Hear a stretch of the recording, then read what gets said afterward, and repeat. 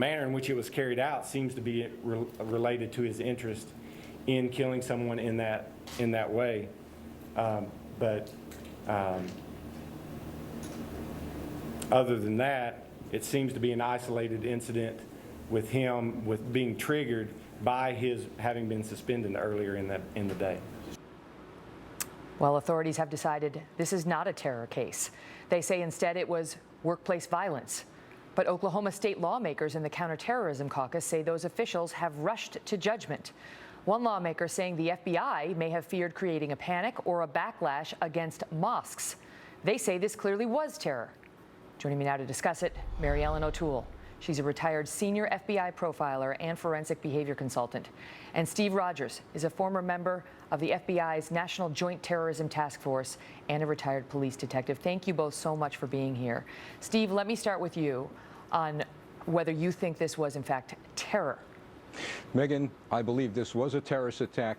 Keep in mind that what was not found on his computer and on his Facebook page was any racial rantings, any sympathy to white supremacist groups. But as revealed by the Kelly file, what was on that computer was sympathizers or sympathizing to Islam jihadists. There were beheadings. There was gruesome, gruesome torture on that Facebook page, a picture of Osama bin Laden. So the point is that he, I believe, as many people in the law enforcement community believe, was greatly influenced by Islamic jihadists. You can only label this as a terrorist act, a lone one at that, but indeed a terrorist act. Mary Ellen?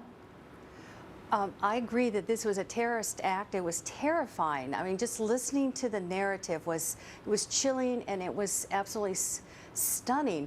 But that said, when I listened to the motivation that this individual had in terms of the suspension and the friction between him and this victim, it does seem that this was not instrumental violence. This was really reactionary to his relationship with her and with having been suspended. Let me ask you something. It does seem reactionary given the timing of when the incident happened, but does that make it not terror?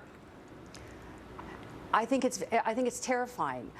But at the same time, I think when this case goes into court, the foundation upon which they had to make that decision is it going to fit the statute of terrorism, or is it going to fit the statute of workplace violence? I want to show the audience the domestic terrorism statute so they can see for themselves.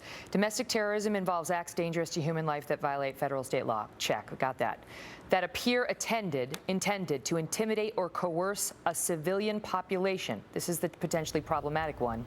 And that occur primarily within the United States. So, Steve, can you make the argument that this act appeared intended to intimidate a civilian population? Yes, you could. Megan, this was a political decision. No one wants to admit that. Just like Fort Hood. It was a political decision because there was fear, as your broadcast said earlier, there'd be a backlash against mosques or Muslims, and that would actually terrorize the American people.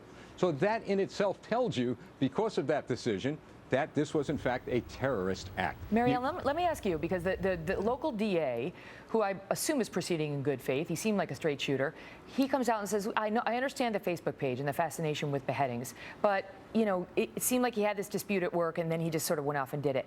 But there's a larger narrative, which we've now laid out over the course of the year. It wasn't just the Facebook page. It wasn't. And I just want to show you what we put together. Here's first somebody who was at the mosque talking about what they said behind closed doors. Then there's the cop telling us what exactly this guy did. So listen, watch. To the public, the mosque will not promote terrorism or any kind of radical acts, but when they're among friends and congregants only, they will promote the true teachings of Islam, which include the offer to non-Muslims, the choice rather, that you must convert, live under Islamic rule, or be fought against. Jihad fi sabilillah, jihad for the sake of Allah. After conducting interviews with co-workers of Nolan, information was obtained that he recently started trying to convert some of his co-workers to the Muslim religion. He encountered the first victim, Colleen Hufford. He did kill Colleen and did sever her head. He was actually in the process of beheading you. Yes. So you see the chronology. The one saying they teach you convert or you could be killed. Then he goes to work, asks people to convert. They don't. Then, yes, there was an incident that set him off, but what does he do? He shows up and starts killing people.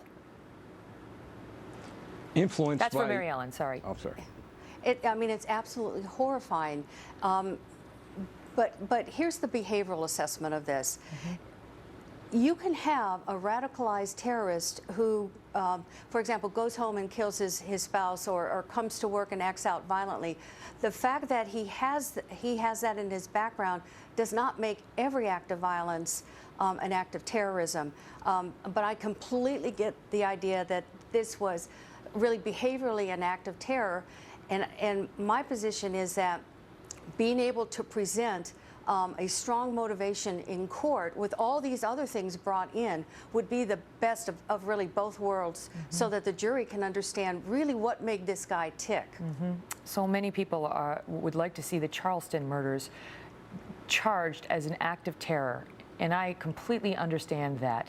And there is a real question, though, whether that same standard should apply here, where this man clearly terrorized his victims and some would argue meets the legal definition as well. Thank you both so much for your expertise. And when we come You're back, welcome. a special message from